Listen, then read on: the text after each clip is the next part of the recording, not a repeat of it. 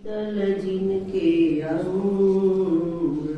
ओरन को शीतल करें, दे दें अपना रंग। आग लगी संसार में, जर जर पड़े अंगार। संत न होते जगत में, जग मरता संसार। पारस में अनुसंत में, बड़ो अंत हो जान। वो लोहा कंचन करें, वो करे आप समान। परम पूज्य परम श्रद्धेय आदरणीय वंदनीय प्रातः स्मरणीय श्री सद्गुरुदेव जी महाराज, परम श्रद्धेय आशीष गिरी माँ जी, जिनकी अपार कृपा से हमें त्रिवेणी संगम जंगम तीर्थराज में स्नान करने का सुअवसर प्राप्त हो रहा है। सबके चरणों में हम सबका कोटिशः नमन। तो कल चल रहे थे साधन चतुष्टय, 22 का श्लोक से 22 चलेगा। तो जैसे महाराज जी बता रहे थे कि विदेश में जाना हो तो कई चीजें इकट्ठी करनी पड़ती हैं, वीजा बनवाना पड़ता है। एक भी चीज कम होगी तो आपको वापिस भेज दिया जाएगा। और भी किसी भी क्षेत्र में योग्यता जब तक प्राप्त ना हो तब तक हम आगे की डिग्री नहीं ले सकते। डॉक्टर बनना है तो 12th पास करके फिर आगे मेडिकल लाइन शुरू से ही हो, इस प्रकार से कई फॉर्मेलिटीज होती है, तभी हम आगे की योग्यता प्राप्त कर सकते हैं और डॉक्टर बन सकते हैं। इसी प्रकार ब्रह्म ज्ञान की प्राप्ति के लिए भी 4 साधन है।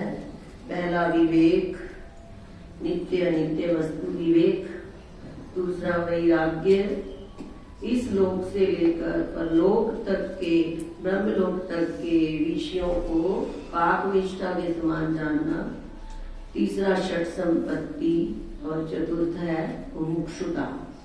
तो वैराग्य का प्रसंग चल रहा था। वैराग्य कब होगा? जब हम इन पदार्थों से घृणा करेंगे। जैसे भगवान श्री कृष्ण कह रहे हैं, ये ही संस्पर्श जा भोगा दुख योनय एव ते, आद्यन्तवन्तः कौन्तेय नातेषु रमते बुधा।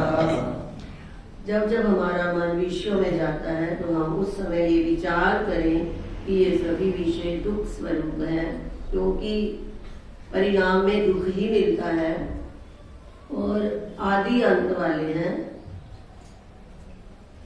इस प्रकार से यही संस्पर्श जाल होगा दुख योनय एवते आद्यन्तवन्तः कौन्तेय न तेषु रमते।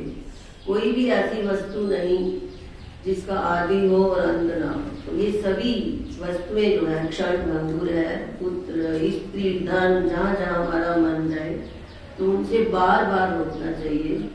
तो 22वां श्लोक था कि वैराग्य देहादि ब्रह्म पर्यन्ते अनित्ये भोग वस्तुनि, विरज्य विषय व्राता दोष दृष्ट्या मुहुर्मुहुः।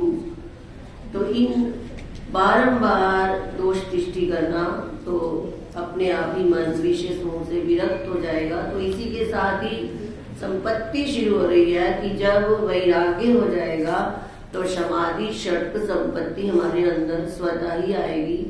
हम अन्य संपत्तियां इकट्ठी करते रह जाते हैं जो कि यहीं रह जाती हैं, परंतु जो वास्तविक संपत्ति है शम दम उपरति तितिक्षा श्रद्धा समाधानता, तो इसका प्रसंग आज चलेगा। तो बारंबार विरज्य विषय व्राता दोष दृष्टिया मुहुर्मुहुः कहा कि इन विषय समूह से विरक्त होकर बारंबार दोष दृष्टि करने से, एक बार नहीं बार बार करनी पड़ेगी। तो अपने लक्ष्य में जब मन स्थिर हो जाएगा तो ऐसी जो नियत स्थिति है उसका नाम, मन की जो नियत स्थिति हो जाएगी उसी का नाम है शम। विरज्य विषय व्राता दोष दृष्टया मुहुर्मुहु स्वलक्ष्ये नियतावस्था मनसा शम उच्यते। तो एक बार कहते हैं एक राजा ने शर्त रखी, एक बकरी ली कि इसको जो तृप्त कर देगा मैं उसको आधा राज्य दे दूंगा।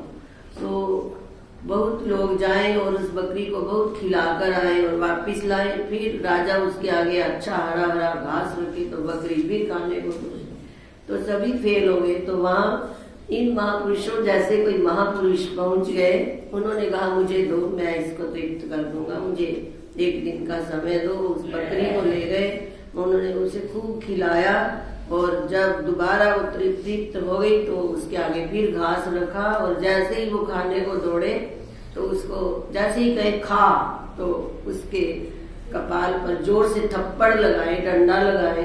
तो बकरी को भी समझ आ गई, देखो बकरी भी हमारे से अधिक समझदार थी कि खा कहने से मेरे को थप्पड़ लगेगा। और फिर भी हम देखो फिर दोबारा विषयों में जाते तो उस बकरी का उस घास से मन हट गया। फिर वो राजा के दरबार में आए, उन्होंने कहा हे राजन इसको तृप्त कर लिया, आप इसके आगे कुछ भी रखो। जैसे ही राजा ने रखा तो उन्होंने कहा खा, तो बकरी ने मुंह फेर लिया।